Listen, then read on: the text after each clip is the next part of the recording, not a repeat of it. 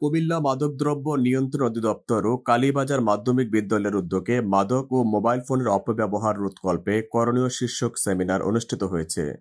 বুধবার সকালে কালীবাজার মাধ্যমিক বিদ্যালয়ের অডিটোরিয়ামে এই সেমিনার অনুষ্ঠিত হয়। সেমিনারে কালীবাজার মাধ্যমিক বিদ্যালয়ের প্রধান শিক্ষক রোশন আলম চৌধুরীর সভাপতিত্বে প্রধান অতিথি হিসেবে উপস্থিত ছিলেন কুমিল্লা মাদকদ্রব্য নিয়ন্ত্রণ অধিদপ্তরের উপপরিচালক চৌধুরী ইমরুল হাসান।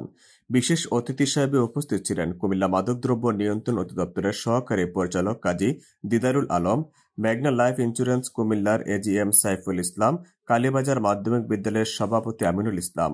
উক্ত সেমিনারে স্বাগত বক্তা ছিলেন কালীবাজার মাধ্যমিক বিদ্যালয়ের সহকারী শিক্ষক মামসাদ আলম। এ সময় প্রধান অতিথি ব্যক্তিগত, পারিবারিক ও সামাজিক জীবনে মাদকের ভয়াবহ প্রভাব সম্পর্কে শিক্ষার্থীদের মাঝে সচেতনতামূলক বক্তব্য প্রদান করেন।